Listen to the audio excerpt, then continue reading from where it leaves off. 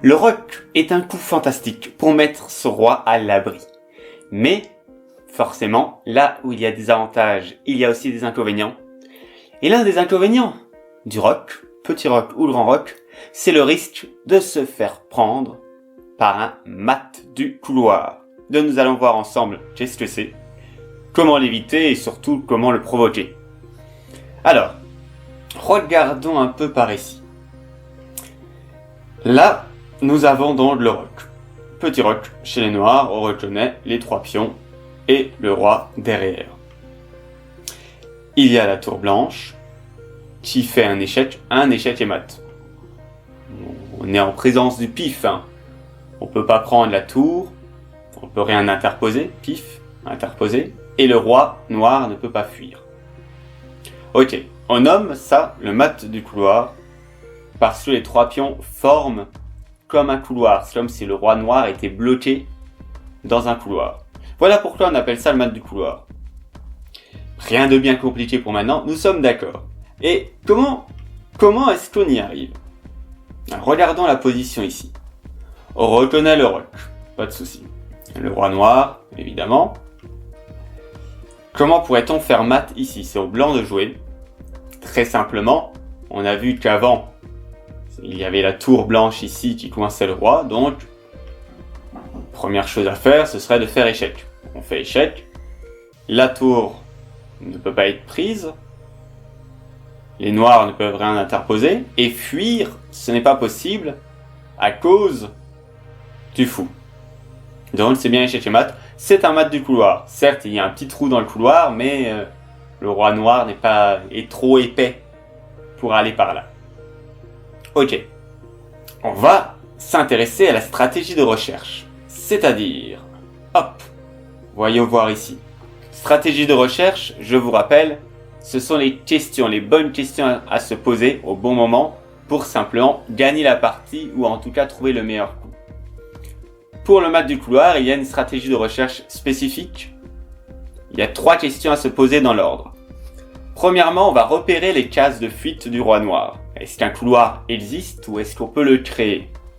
Deuxièmement, on va repérer quel serait le tableau de mat final, où les pièces devraient être placées à la fin pour faire échec et mat. Et enfin, on va trouver le chemin pour y arriver. Donc ici, regardons un peu cette position. C'est au blanc de jouer. Donc, première question. Stratégie de recherche, on repère les cases de fuite du roi adverse. Est-ce qu'il y a un couloir ou est-ce qu'on peut le créer?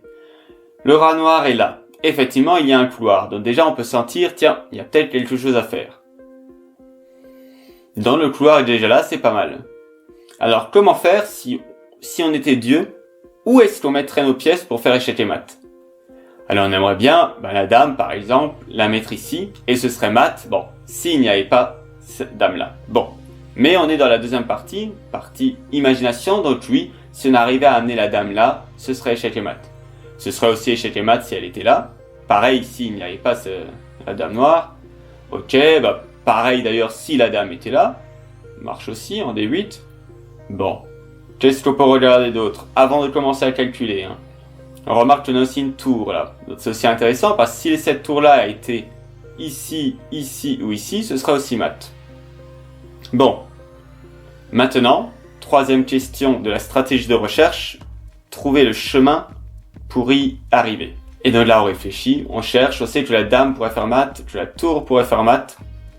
Dans ce cas-là, la solution c'est, si vous ne l'avez pas encore trouvé, mettez sur pause, reposez-vous les questions. Et sinon, on y va. C'est effectivement, voilà, dame à fuite, échec.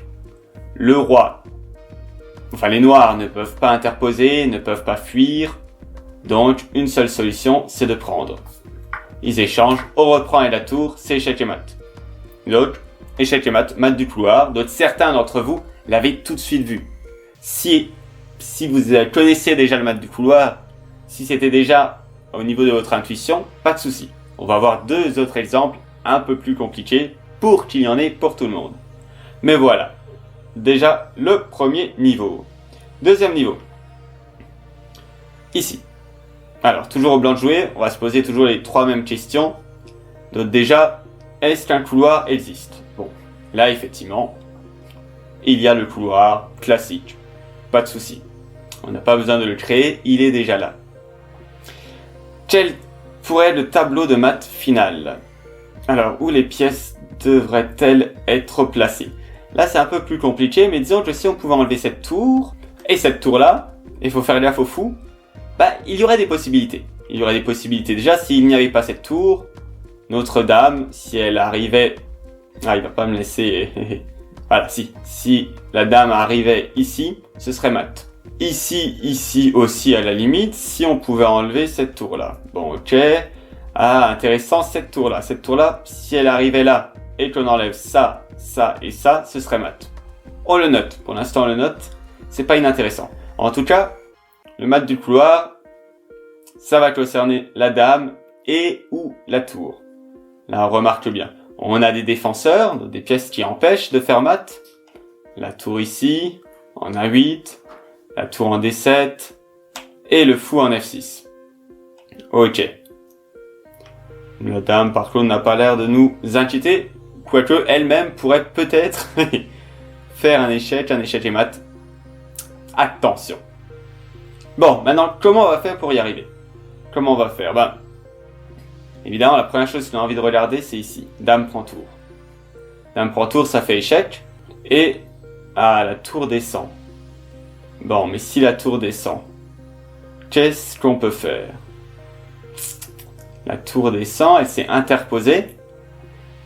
Bon, on a l'autre tour. Si l'autre tour prend, le fou reprend, la dame reprend et c'est mat. C'est peut-être allé un peu vite. Alors, si dame prend tour, échec. Les noirs ont deux possibilités, soit mettre la tour devant, soit le fou devant. On va voir déjà avec la tour. Donc, dame prend, la tour va devant, dame prend, les noirs sont obligés de reprendre, et on reprend avec la tour, c'est échec et mat. Ok? Ça a l'air d'être pas mal. Et deuxième solution, si c'est le fou qui va devant. Ah, est-ce que ça marche tout de même? Eh bien oui, même si ça paraît un petit peu plus contre-intuitif. Pas très naturel, mais même si le fou va devant, en fait, hop, eh bien on peut prendre, c'est la même chose. On prend, échec, la tour qui reprend, obligé, sinon c'est mat, et la tour reprend en D8, et c'est échec et mat. Ok, donc on a respecté la stratégie de recherche, on a trouvé. On passe à la suite. Dernier exercice pour clore cette leçon. Elle n'a pas besoin d'être très longue, il faut juste que vous connaissiez le mat du couloir. Déjà, quand quelqu'un d'autre va en parler, ça, vous saurez tout de suite ce que c'est. Et puis surtout, ça va vous permettre de le reconnaître. Si vous n'avez pas conscience d'un concept, ça va être difficile de le sentir pendant votre partie. Alors là, c'est toujours au blanc de jouer, décidément, toujours au blanc de gagner. Bon. On va se concentrer sur la stratégie de recherche, mais j'avoue que ici ça fait quand même un petit peu peur, cette dame, ce fou. Bon, dans notre stratégie de recherche, on repère les cases de fuite du roi adverse, est-ce qu'il y a un couloir ou est-ce qu'on peut le créer? Alors là, c'est pas si clair que ça, parce que le roi n'a pas roqué. Alors le mat du couloir, ce serait possible même si le roi n'a pas roqué. C'est vrai. Du moment qu'il a des pions ou des pièces qui forment une sorte de couloir. Ici, là il y a une pièce, ça forme un couloir. Ici, non. Ah. Donc il faudra voir, soit il faudra contrôler cette case de fuite, soit il faudra faire bouger le roi. Si le roi était là ou là, on retrouve un couloir. Bon. Qu'est-ce qu'on repère d'autre? Le tableau de maths final. Déjà remarque que s'il n'y avait pas cette tour, la dame ici ce serait mat, car elle est protégée. Ok, donc si on pouvait enlever cette tour-là, on pourrait simplement faire mat. Mais la tour est là. Bon.